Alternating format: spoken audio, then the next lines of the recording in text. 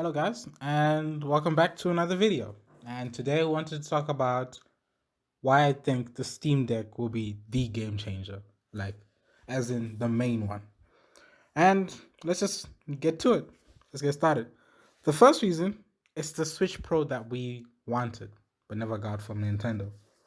Now when I say that, because the Nintendo Switch is about 4 years old now, the hardware even older because it was configured a long time ago, and its age was showing since launch basically. Like some games still run like slideshows years on, and I think that the nature of impossible ports is gonna end soon because sooner or later it's not gonna be worth the money converting games for the Nintendo Switch. And number two, the Steam Deck is a console experience, and I think that that fundamentally changes things because most people when they get like pitched an idea for a Steam machine type thingy, they get pitched like the idea of being in a PC environment, and I think like a lot of PC gamers fail to understand is the reason console gamers exist because they don't want to be a part of the PC environment.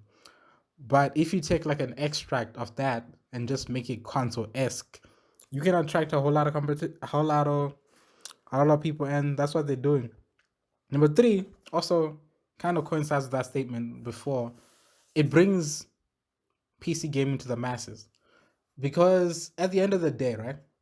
I think this is what a lot of PC players fail to understand. For $500, you can have a PS5, right? A PS5, which can do 4K, 4K 30, 4K 60, or you can have a PC which can do some games at 1080p on medium or high settings if you're lucky. And given the current environment, you won't even get that. And at the end of the day, what people fail to understand is a specialized item will always outperform a more general item at a given price, right? Like obviously, if you go into those 3,000 $1,000 PC type thing, like actually not $2,000 PC type situations, you obviously have a PC that can outperform the PlayStation 5 and the Xbox Series X. But for like reasonable pricing, it's a no brainer. Like that's the reason, and that's why the Steam Deck coming around the same price, just $50 more than a Nintendo Switch, and around the same price point as a PS5 and an Xbox Series X. It kind of makes sense and it's a good pricing point. And the Steam Game Store is number four because the Steam Game Store is expansive, and I think we've kind of taken that for granted because of how we've been some of us on the console market. The console experience is not the proper experience. Like I'll tell you this right now, there's so much stuff on Steam, and I'm a primarily a PlayStation player. There's so much stuff on Steam. Like if you want, let's say older games, like some people like adult games, right? Adult games you can't get them on console because consoles are natively just built to be more child friendly. Maybe in Japan they do risque stuff, but not here. And Sony has been kind of been pushing for censorship recently, and that's a whole another slippery slope. So it's just easier sometimes to release a game on PC, and there's more variety from a lot of creators, which don't get through the whole approval process of console stores. Because console storefronts have different approval processes. Two, Steam, and Steam just requires you to have a sample. I mean, obviously that means that some bullshit gets in, but it gets you a lot more experiences. Number five is the attractive pricing. I spoke about this before, so I won't touch on it too much. But the price point is rather good. Coming in at $399, which is the same price as it's the same price as a Nintendo, not exactly, but given the current MSRP for things and them not being the actual prices because they get bumped up, I think that kind of makes sense because the Nintendo Switch OLED model is $350, and like the upper tiers of the Steam Deck, they keep on going up in price, but it's still a reasonable price point for what you get in the feature, and I think people understand that. That's why it kind of sold out as quickly as it did. But like I said, I won't touch up on this too much. And let's move on to number six, the openness of the system. Now, when I say openness, I mean like how it's able to Gabe spoke about this. He said you can install Windows on it. You can run the Epic Store. You can run GOG. You can run any store you want. and you can even run emulators and such, right? You'll be able to run Nintendo Switch games at better resolution with better performance than a Nintendo Switch. And you'll be able to run more Switch games than somebody. You'll be able to run more Nintendo games than somebody with a Nintendo Switch. Let that sink in. And there's just a lot of the open nature of it. Also that refers to the SD card storage, which they allowed. And they said you can change out the NVMe, but they said you have to be at least a bit knowledgeable in that so you don't fuck up your system. Uh, it's just a thing. And they said it's for repairability, but some people will change it. Let's be honest out here. And there's a lot more we can talk about here. And number 7 is not everyone is a Nintendo fan. And this is a continuous topic, but like I'll give you an example for where I live. Where I live, I wanted to order the Steam Deck like as soon as I saw like pre-orders were up, and then I saw it says not available in your region. Then I'm like, okay, let me check up and say if I can deliver something like not available in that region.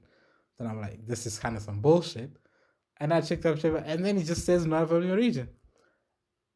And I think this is the part that might fail Steam, is that they're not available internationally. They're only available in certain like pretext of certain first world countries. And I think in the long run, that's not a good idea. Because if I can get a Nintendo Switch out here in Africa, and yet I can get a Steam Deck, you kind of see what I have to pick, right? Which is why, and Nintendo doesn't have the best practices. But getting back to the point, like not everyone's a Nintendo fan. Nintendo doesn't have the best practices. Like their games, ludicrously priced for what you get. Honestly, I'll be honest with you. And the games almost never go on sale. It's like a mythical thing when the Nintendo games are, and when they do go on sale, it's by so little that it hurts. It freaking hurts. And just in general, UI terms and everything with the system, Nintendo Switch is it's bare bones in Nintendo basically. And number 8, bringing local multiplayer to PC. Now, this is what a part of the PC experience that I kind of thought that was always lacking. Very few games, right? Like a game on console, like the console version of the game would have local multiplayer, right? You can just link up controllers. But then the PC version would never have that. I never got that. But then I think with this push, as they show us in the demonstrations of the videos of the system, they're trying to push for more companies and more developers on the PC side to include like local multiplayer so that they can encourage people to play the system. And that's pretty good. And also getting back to the point of openness, they did say they support DualShock and Xbox Series X controllers. And so that's just another speaking to the openness nature of the Steam Deck. And then another point we're going to is number 9. You can get a console experience and you can get console exclusives from both platforms on the Steam Deck. Now, what do I mean by that? Death Stranding, Days Gone, Uncharted, The Last of Us is coming, Horizon, and Halo, Forza, I don't know what else, Psychonauts. There's a lot of, and then some other exclusives. They don't know that many. You can get all of them right on Steam, which is it blows my mind. So necessity, you don't have to choose PlayStation or Xbox anymore. I mean, they still have the main titles locked away, I think Starfield is still coming to PC, but Spider-Man and such, the day, like I thought the day you see Uncharted come to Steam, I'm gonna roll over my grave. And then I'm still not there, so but then it is coming to Steam in December, so that's the thing. But here's the thing. You can get from both platforms now, and that's kind of, it's biting them in the foot, it's biting them in the ass, is what I'm saying. But hey, if you're gonna benefit from it, that's why I said Sony might end up becoming a Sega situation where they just make games if they keep on kind of like undercutting themselves. But hey, that's their company to run, and that's their company to crash. Number 10 is the increased popularity in the handout market. Now, when I speak about this, the increased popularity, it kind of also makes me have to speak on Jumper to 12. So basically, 10 and 12 are the increase in gamer. When I talk about the handheld market, right, we see mobile gaming has kind of increased rapidly, like, and this Nintendo Switch is on set to become the most popular selling console of all time. So that kind of shows you that the Nintendo Switch's handheld markets is still there, even if Sony kind of gave up on it because they fucked up on their own using proprietary shit, and then they blamed they blamed mobile games for killing the market, which is dumb. But that's them. And that's the thing. The handheld market is pretty growing. So I think like more companies will kind of start sniffing that maybe people want to do that and they want a handheld platform and not something that you can just do on the cloud. Because as much as I adore Xbox Cloud, I adore it. It's not available for everyone. And I think console people have failed to see that sometimes not everybody in the world will have like perfect internet. Some people don't. I've seen people just like never update their console like from the base firmware, and that's just how it be. Because like as much as they say the cloud will join us together, it doesn't. Not everyone has those luxuries, and I think the necessity for handhelds like hardware in your hands which can run games will only continue to grow with time goes on, because the less time you have around, you're just gonna have to kind of game on the go. So since I said 10 and 11, let me just go to, since I said 10 and 12, let me just go to 11. 11 is competition. Now we kind of know this because Nintendo's been soloing this like no one's business. Like for the past 4 years, no competition at all. I mean, we have those gaming PC people who tried those mini gaming PCs, right? But let's be honest, most of those experiences were overpriced and kind of trash the whole time. That's the thing. And now that Steam is stepping in with actual made tech for it with RDNA 2, I think it's a better experience overall and is going to challenge Nintendo, especially since there's rumors going around now because we didn't get the Switch Pro this year.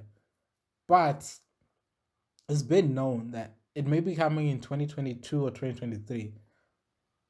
That's just my rough guess, but my rough guess given then was this, but then it coincides with what I thought of Legend of Zelda coming out next year, 2022, and some other games on Nintendo. So it makes sense for it to drop next year. When Pokemon Arceus also comes in. That's the thing. That's why I'm thinking that they might drop a new Switch next year, and this is just like a last hurrah so that they can get best console of all time, and then they'll just be out of there. And then you feel like you robbed because they robbed you. That's just Nintendo who they are. Now, on to my final point is the future implications that this brings for Steam. Like, obviously, we know Steam's tried the whole Steam machine thing back in the day, and that kind of fell on his face because they kind of overcharged people. Because once again, they were still trying to sell PCs to the console market, which is a huge failure. So with the Steam Deck and its like growing popularity now, people want to jump on this train. Here's the thing, I'm presuming they're gonna bring back like Steam OS 3, right? There've been rumors flowing around that the same Steam Deck software, like Steam OS 3, the one which runs on Proton and Linux, is gonna be brought back in a capacity that it can run on a Steam machine, and then that brings back again the console-like experience. And I think we might start to see them try to move into the console market again by making more powerful hardware.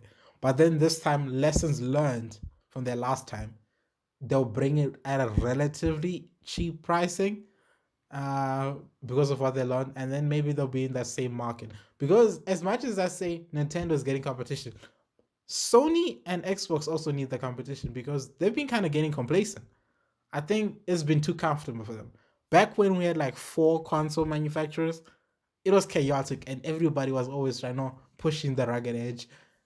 And as much as people hate the console wars and exclusives, like very few people hate those things. We as like as a game, you kind of know it's part of the trend, and you get why it's there. And I think a bit of that needs to come back.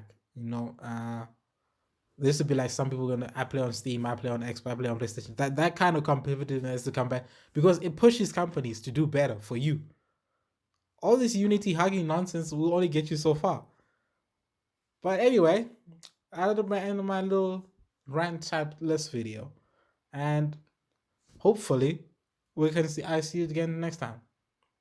This has been Huey Kratos saying Ara Ara no au revoir. Thank you.